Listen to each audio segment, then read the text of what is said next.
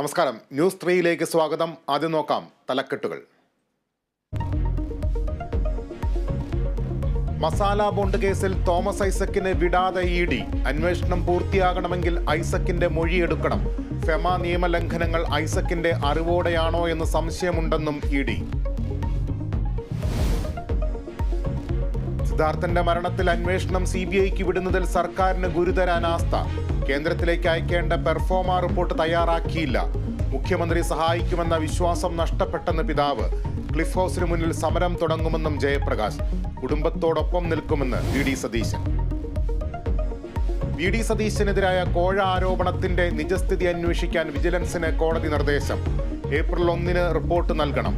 ആരോപണത്തിന് വ്യക്തമായ തെളിവ് വേണമെന്ന് പരാതിക്കാരനോട് കോടതി.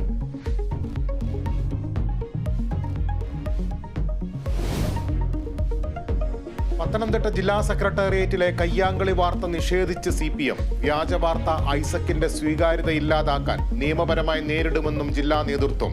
അസാധാരണ സംഭവമെന്ന് സംസ്ഥാന നേതൃത്വം.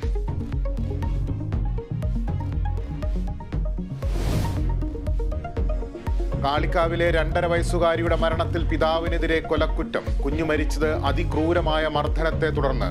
ആശുപത്രിയിൽ എത്തിച്ചത് മരണത്തിന് ശേഷം. ഫായിസ് ഭാര്യയെയും മർദ്ദിക്കാറുണ്ടെന്ന് ബന്ധുക്കൾ.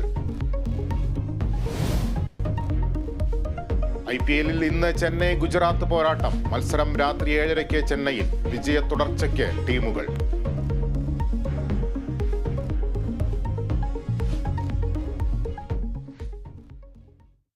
വാർത്തകളിലേക്ക് വിശദമായി. മസാല ബോണ്ട് കേസിൽ തോമസ് ഐസക്കിനെ വിടാതെ ഇ.ഡി. ഇടപാടിലെ ഫെമ നിയമലംഘനങ്ങൾ തോമസ് ഐസക്കിന് അറിവുണ്ടായിരുന്നുവെന്ന് സംശയിക്കുന്നതായി ഇ.ഡി. ഹൈക്കോടതിയിൽ ആവർത്തിച്ചു. അന്വേഷണം പൂർത്തിയാകണമെങ്കിൽ ഐസക്കിന്റെ മൊഴിയെടുക്കണമെന്നും ഇ.ഡി. കോടതിയിൽ പറഞ്ഞു. വിവരങ്ങളുമായി എബി ജോൺ തോമസ് കൊച്ചിയിൽ നിന്ന് ചേരുന്നു. എബി, ഐസക്കിന്റെ